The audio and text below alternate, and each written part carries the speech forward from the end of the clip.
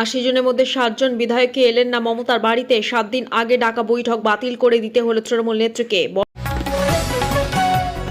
বড় ধাক্কা, 80 লাখ মহিলার নাম বাদ, বন্ধ হচ্ছে 1500 টাকার ভাতা। ছেলে তৃণমূল করত স্বীকার করলেন সোনারপুর কাণ্ডে ধৃত আকাশের মা। কি বললেন অভিষেককে মারধরে ঘটনায় গ্রেফতার জয়ের স্ত্রী।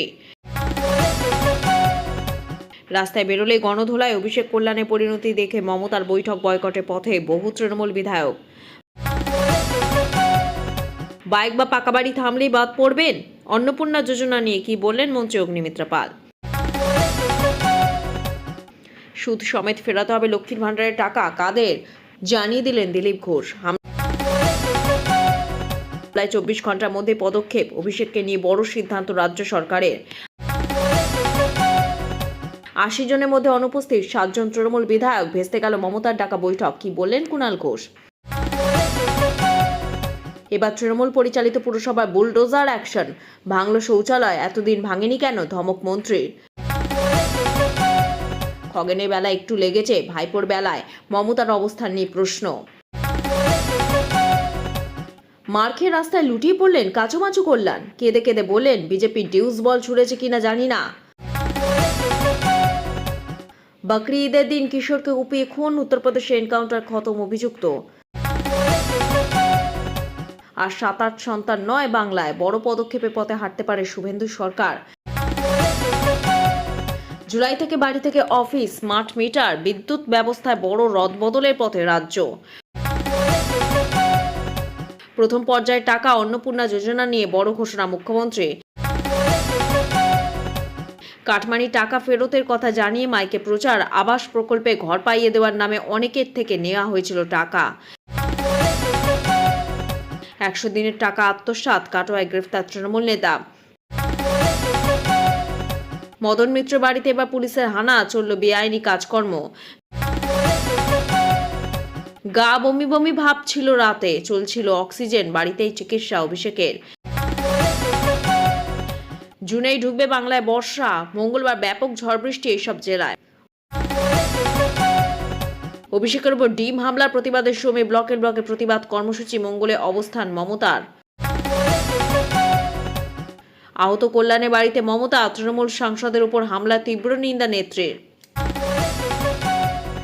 এতক্ষণ শুনছিলেন সংবাদ শিরোনাম, এবার আসছে বিস্তারিত খবরে। ভিডিওটি ভালো লাগলে লাইক করুন এবং আমাদের ইউটিউব চ্যানেলটি সাবস্ক্রাইব করুন। 80 জনের মধ্যে অনুপস্থিত 7 জন তৃণমূল বিধায়ক, ভেস্তে গেল মমতার ডাকা বৈঠক। কি বলেন কুণাল ঘোষ। 80 জন বিধায়কের মধ্যে উপস্থিত মাত্র 20, বাতিল মমতার ডাকা বৈঠক। এদিন বৈঠকের আগে ডেকেই ডাকা হয়েছিল। গতকালকে ঘটনার যে পর্যায়ক্রম, সেখানে দেখা গিয়েছে সাংসদ কল্যাণ বন্দ্যোপাধ্যায় আজ আক্রান্ত হয়েছেন। এরকম একটি পরিস্থিতিতে দাঁড়িয়ে তৃণমূল কংগ্রেসের এই 80 জন বিধায়ককে নিয়ে যে বৈঠক অত্যন্ত গুরুত্বপূর্ণ ছিল। এহেন পরিস্থিতিতে সাংবাদিকদের মুখোমুখি কুণাল ঘোষ। দুপুর 3টে থেকে 4:30 পর্যন্ত প্রায় 1.5 ঘন্টা মাত্র 20 জন বিধায়ক উপস্থিত হয়েছেন। 80 জনের মধ্যে মাত্র 20 জন বিধায়ক, যদি শতাংশ হিসেব করা যায় মাত্র 25% বিধায়ক উপস্থিত হয়েছেন। মমতা বন্দ্যোপাধ্যায়ের তরফে বার্তা দেওয়া হয়েছে, যে সমস্ত বিধায়করা এসেছেন তাদের জন্য তিনি বলেছেন অনেকেই আসতে পারছেন না নিজের এলাকায়, কাজে তারা ব্যস্ত রয়েছেন বলে অনেকেই তাদের জানিয়েছেন। সেই কারণের জন্য এদিন মমতার বৈঠক বাতিল হয়ে যায়। বৈঠক অন্য সময় হবে বলে এমনটাই তৃণমূল কংগ্রেসের তরফে জানানো হয়েছে। এদিন কুণাল ঘোষ বলেন, আমাদের 2-3টে বিষয় বলার আছে। এক হচ্ছে, আমাদের একটি বৈঠকের কথা ছিল, যে বৈঠকের কথা ছিল গতকাল সোনারপুরে আমাদের সর্বভারতীয় সাধারণ সম্পাদক এবং সাংসদ অভিষেক বন্দ্যোপাধ্যায়ের উপর যে হামলা হয়েছে, তারপর বিভিন্ন এলাকায় বিধায়করা যেখানে মিছিল কর্মসূচিতে নেমে পড়ে এবং বেশ কিছু জায়গায় সেখানে পুলিশ আমাদের কর্মীদের তাদের আটক করে হুমকি দেয়, থানায় বসিয়ে রাখে। ফলে কাল সন্ধ্যের পর থেকেই নেতৃত্বের কাছে ফোন আসছিল বিভিন্ন বিধায়কের, যে আজকের সভাটি যদি ফর দ্য টাইম বিং স্থগিত রাখা যায়, আমরা দলের সঙ্গে আছি, যেখানে বলবেন সেখানে আছি, কিন্তু এলাকাটায় না থাকলে কর্মীদের ওপর যে হামলা হচ্ছে, প্রতিবাদের জন্য আটকেছি, প্লাস কর্মীদের থানা থেকে ছাড়ানো ইত্যাদি, এগুলোর জন্য যদি কটা দিন টাইম দেওয়া হয়।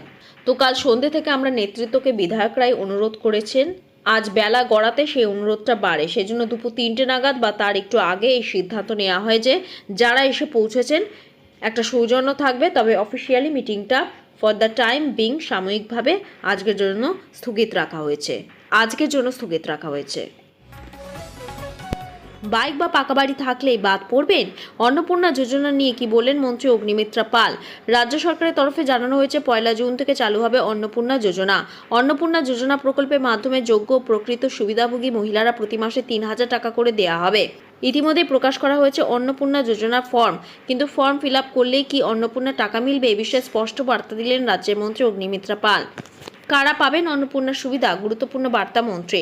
নারী ও শিশু কল্যাণ মন্ত্রী অগ্নিমিত্রা পাল বলেন, ফর্ম পূরণ করলেই টাকা পাওয়া যাবে এমনটা নয়।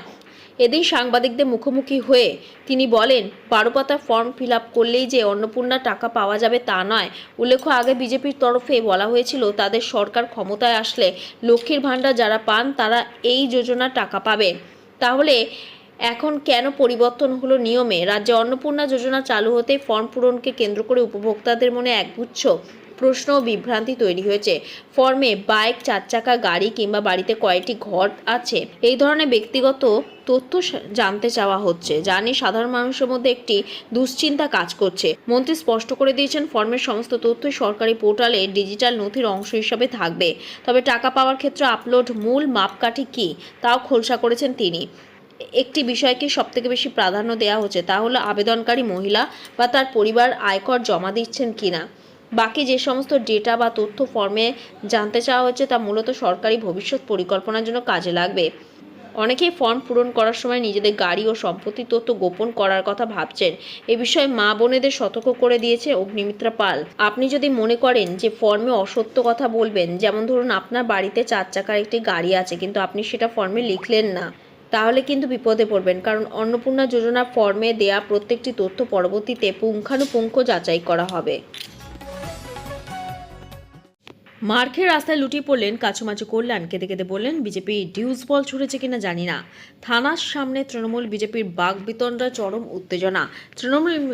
তৃণমূল নেতাকর্মীদের গ্রেফতারের প্রতিবাদে রবিবার চণ্ডীতলা থানার স্মারকলিপি জমা দেওয়ার কথা ছিল তৃণমূলের, আর আগেই ব্যাপক উত্তেজনা ছড়ায় থানার সামনে।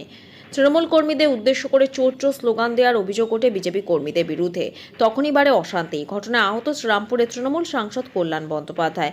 এখানে উল্লেখ্য, শনিবার সোনারপুরে গিয়ে মার খেতে হয়েছিল ডায়মন্ড হারবারের তৃণমূল সাংসদ অভিষেক বন্দ্যোপাধ্যায়কে। এবার কল্যাণ। পরপর দুদিন তৃণমূলের 2 সাংসদ আহত। অশান্তি এড়াতে মোতায়েন করা হয়েছে বিশাল পুলিশ ও কেন্দ্রীয় বাহিনী।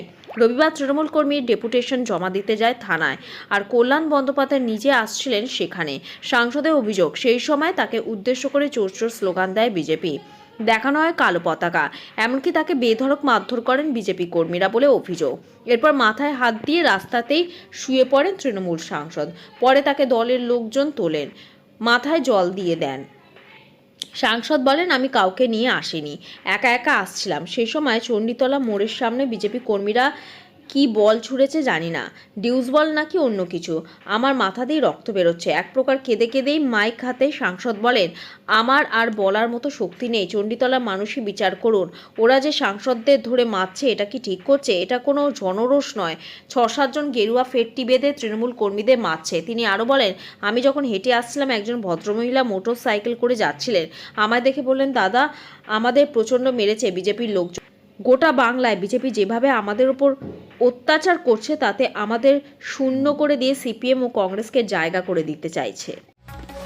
হামলার 24 ঘন্টার মধ্যে পদক্ষেপ। অভিষেককে নিয়ে বড় সিদ্ধান্ত রাজ্য সরকারের।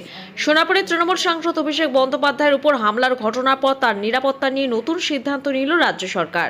আগে তার Z+ নিরাপত্তা তুলে দেওয়া হলেও এবার তাকে X ক্যাটাগরি নিরাপত্তা দেওয়া হবে। ফলে আগের তুলনায় আরও বেশি নিরাপত্তারক্ষী তার সঙ্গে থাকবেন।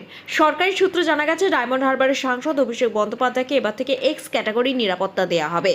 বর্তমানে তার সঙ্গে 2 জন নিরাপত্তারক্ষী থাকলেও নতুন ব্যবস্থায় সেই সংখ্যা বেড়ে 3 হবে। তৃণমূল সরকারের সময় অভিষেক Z+ নিরাপত্তা পেতেন। বিভিন্ন জেলা সফরে তার কনভয়ে থাকা গাড়ির সংখ্যা এবং নিরাপত্তা বহন নিয়ে বিরোধীরা একাধিকবার প্রশ্ন তুলেছিল। রাজ্য সরকার পরিবর্তনের পর মুখ্যমন্ত্রী হিসেবে দায়িত্ব নেওয়ার পর শুভেন্দু অধিকারী সাংসদ ও অন্যান্য গুরুত্বপূর্ণ ব্যক্তিদের নিরাপত্তা ব্যবস্থা খতিয়ে দেখার নির্দেশ দেন। সেই পর্যালোচনা পরই অভিষেকের Z+ নিরাপত্তা তুলে নেওয়া হয়। পাশাপাশি তার হরিশ মুখার্জি রোডের বাড়ির সামনে থাকা পুলিশি নিরাপত্তাও সরিয়ে নেওয়া হয়। তখন সরকারের তরফে বলা হয়েছিল, একজন সাংসদ হিসেবে যতটা নিরাপত্তা প্রয়োজন ততটাই তাকে দেয়া হবে।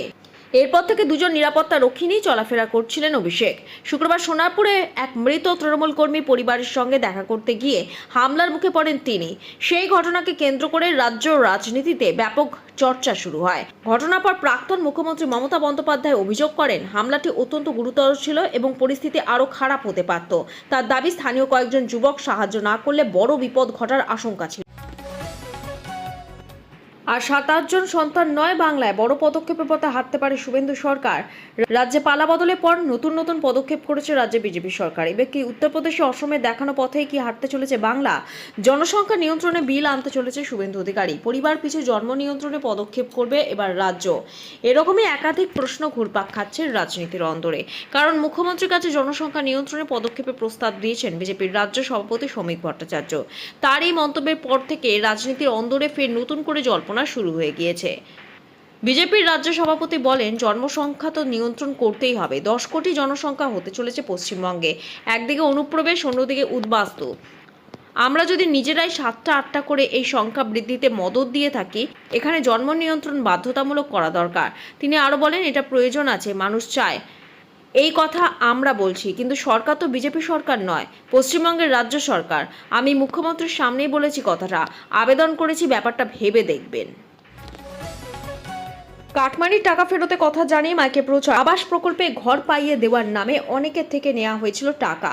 কোচবিহারে ঘুঘুমারিতে কাটমানির টাকা ফেরতের কথা জানিয়ে মাইকে প্রচার করা হলো স্থানীয় পঞ্চায়েত তৃণমূল সদস্যের তরফে। স্থানীয়দের একাংশের দাবি, আবাস প্রকল্পে ঘর পাইয়ে দেওয়ার নামে অনেকের কাছ থেকে টাকা নেওয়া হয়েছিল। অভিযুক্ত ঘুঘুমারি গ্রাম পঞ্চায়েতের তৃণমূল সদস্য জ্যোৎস্না বর্মন। রাজনৈতিক পালাবদলের পর সেই টাকা ফেরতের দাবিতে সরব হন গ্রামবাসীরা। বিক্ষোভে মুখে পড়ে আগামী 4 জুন টাকা ফেরত দেওয়ার আশ্বাস দেন ওই পঞ্চায়েত সদস্য। কোচবিহারে ঘুঘুমারিতে কাটমানির টাকা ফেরতের কথা জানিয়ে মাইকে প্রচার করা হলো স্থানীয় পঞ্চায়েত তৃণমূল সদস্যের তরফে। স্থানীয়দের একাংশের দাবি, আবাস প্রকল্পে ঘর পাইয়ে দেওয়ার নামে অনেকের কাছ থেকে টাকা নেওয়া হয়েছিল। অভিযুক্ত ঘুঘুমারি গ্রাম পঞ্চায়েতের তৃণমূল সদস্য জ্যোৎস্না বর্মন। রাজনৈতিক পালাবদলের পর সেই টাকা ফেরতের দাবিতে সরব হন গ্রামবাসীরা। বিক্ষোভে মুখে পড়ে আগামী 4 জুন টাকা ফেরত দেওয়ার আশ্বাস দেন ওই পঞ্চায়েত সদস্য। জুনেই ঢুকবে বাংলায় বর্ষা। মঙ্গলবার ব্যাপক ঝড় বৃষ্টি এইসব জেলায়। দক্ষিণবঙ্গে বিক্ষিপ্ত ঝড় বৃষ্টি পূর্বাভাস রয়েছে রবিবার। দিনের প্রথম সপ্তাহে বাড়বে গরম ও অস্বস্তি। অন্যদিকে উত্তরবঙ্গে প্রাক বর্ষা বৃষ্টি শুরু হতে পারে জুনের প্রথম সপ্তাহ থেকে। বৃহস্পতিবার থেকে ফের ভারী বৃষ্টির পূর্বাভাস। জানা যাচ্ছে, এই মুহূর্তে পাকিস্তান থেকে রাজস্থানের উপর দিয়ে অন্ধ্রপ্রদেশ পর্যন্ত একটি অক্ষরেখা রয়েছে, যেটি রাজস্থানের পর মধ্যপ্রদেশের ছত্তিশগড় ও ওড়িশার উপর দিয়ে গেছে। অন্যদিকে বাংলাদেশের মধ্যভাগ একটি ঘূর্ণাবর্ত অবস্থান করছে। প্রাক বর্ষা বৃষ্টি হবে জুনের প্রথম সপ্তাহে। উত্তরবঙ্গের সঙ্গে উত্তর পূর্ব ভারতের রাজ্যগুলিতে রাতে বর্ষা বৃষ্টির সম্ভাবনা। তবে রবিবার রাতে বৃষ্টির সম্ভাবনা কিছুটা কম ছিল। ঝড় বৃষ্টি বাড়বে মঙ্গলবার থেকে। মঙ্গলবার থেকে দার্জিলিং, কালিম্পং, জলপাইগুড়ি এবং বুধবার ওপরে 5 জেলাতে ঝড় বৃষ্টির সম্ভাবনা। বুধ ও বৃহস্পতিবার থেকে ঝড় বৃষ্টির সম্ভাবনা আরও বাড়বে উত্তরবঙ্গে। অন্যদিকে বৃহস্পতিবার আলিপুরদুয়ারে ভারী বৃষ্টির আশঙ্কা। দার্জিলিং, কালিম্পং, আলিপুরদুয়ার, কোচবিহার, জলপাইগুড়ি এই 5 জেলাতে 40 থেকে 50 কিলোমিটার বেগে তীব্র ঝোড়ো হাওয়ার সঙ্গে বজ্রবিদ্যুৎ সহ বৃষ্টির আশঙ্কা। শুক্রবার আলিপুরদুয়ার, জলপাইগুড়ি ও কোচবিহার এই 3 জেলাতে ভারী বৃষ্টির আশঙ্কা। একই সঙ্গে উত্তরবঙ্গের সব জেলাতে বজ্রবিদ্যুৎ সহ ঝড় বৃষ্টির পূর্বাভাস। ঝড় বৃষ্টির সম্ভাবনা ক্রমশ কমবে। গত 2-3 দিন ঝড় বৃষ্টির তাপমাত্রা স্বাভাবিকের নিচে রয়েছে। এই তাপমাত্রা আগামী কয়েকদিন স্বাভাবিক ও স্বাভাবিকের কিছুটা উপরে যেতে পারে।